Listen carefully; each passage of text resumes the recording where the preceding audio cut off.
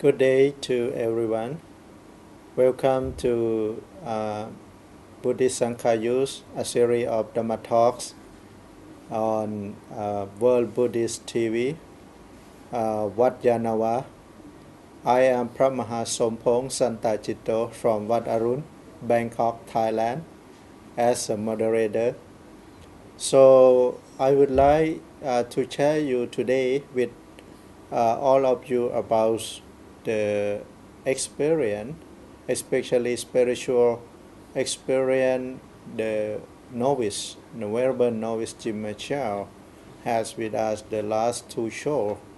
And for this tape or this time, we would like to share about the present, routine or present life, especially monastic life of his self, especially Jim Marshall, to share with us, and about his future plan to do about his cave monastery, which are very interesting to open to the visitor, especially practitioner, meditation practitioner in the future, maybe not far from Bangkok, about 1 or 2 hours far from Bangkok, and then they can reach there easily, and then they can share experience, practice meditation, spiritual talk. I think it's very interesting for our Thai Buddhism to have the enthusiastic spiritual person like Novice Jim Marshall to guide us, to lead us to do so. But we have to be his partner, his team, to make this project or plan realize. So Jim, welcome. Sawadee-krap. Really happy to be here and Nice to see you again. And so I think it's at this time we will share you about your present, the current monastic life. So how long have you become a novice, Jim? I've only been a novice for about 30 days. 30 days. Mm-hmm. And the 30 days went by very quickly. Quickly? It just went by. Uh-huh. It's not that I was so busy, but it was a lifestyle change that I've really always appreciated. Mm-hmm.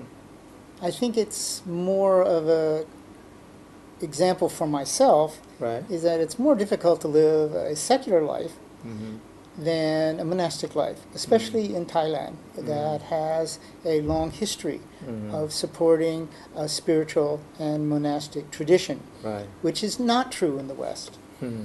And so I'm very fortunate that Thailand is here and is still able to do that.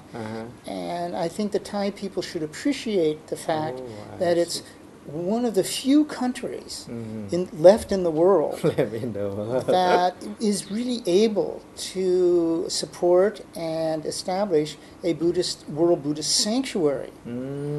Not just only some place or some area, but you mean Thailand? Thailand itself. Thailand Buddhist sanctuary. Well, I think that understanding that Tibet is Chinese and it will no longer be a Buddhist sanctuary, maybe for many, many years. Bhutan is closed for any Western people for any length of time. Sri Lanka is the only other Buddhist country and has its own problems in that regard. And they're trying to solve those problems. How about Myanmar or Burma? Well, of course, Burma has a secular dictatorship, and they're actually killing the monks there. Junta. And the Buddhism is struggling, and the Buddhists there are suffering greatly. And I think Myanmar may, in fact, be a historical example or similar to Cambodia. Because it doesn't take a lot to actually destroy a tradition.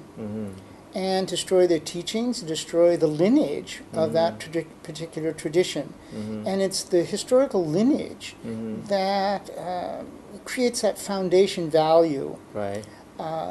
within the Buddhist meditational process. Mm-hmm. And it was completely destroyed in Cambodia. And Right. I think that's right next door. Both of these countries are right next door to Thailand. Next door, Thailand. On both edges. And I think that the Thais should be careful Careful. about I that agree. condition. Absolutely.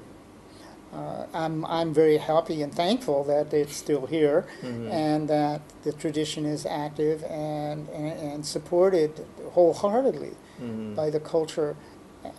And for me, that's a huge benefit and a huge help in my meditational practice and experiences. Mm.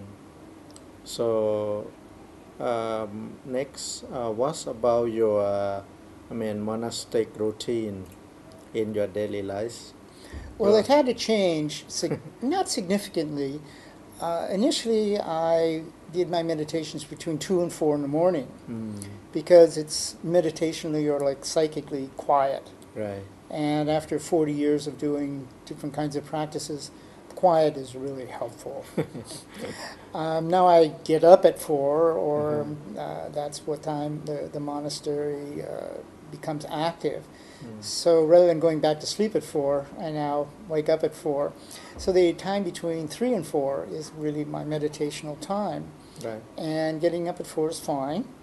I'm able to write at that time, which is important because my mind is clear and balanced and quiet so that I can write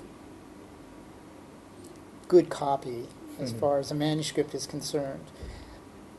The abbot is very helpful to me because he treats me in ways that I value, which mostly is leave me alone. How about your fellow novice and monks?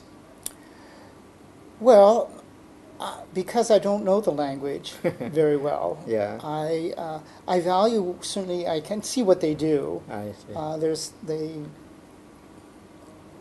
They're careful as best they can Mm-hmm. in the tradition here. Right. From the West, Buddhists have different. Western Buddhist people, or Western people who study Buddhism, have a much different expectation about Buddhism than Thai people have, Right. or historical Buddhists have. Mm. So making that transition is something that can be done, but it can't be done easily by very many people. Mm.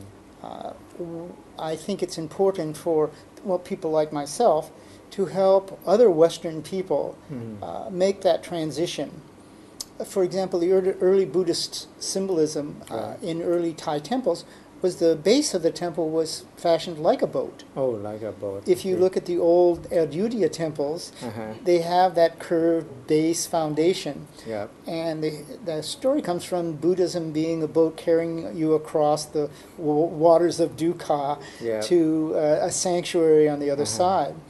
Well, I think that is still very important and relevant symbolism that I think Western people like myself have the responsibility to help other Western people, let's say, appreciate the differences in ways that it's easier for them. Yeah. To be that vehicle in helping them through the, let's say, confusing cultural differences. I hope to be able to do that. So I heard that. How about your plan about we call the institute or even the cave monastery or cave retreats? Well, thanks to you, by the way, and certainly the previous Supreme Patriarch, who 30 years ago I came here and was interviewed by the Supreme Patriarch.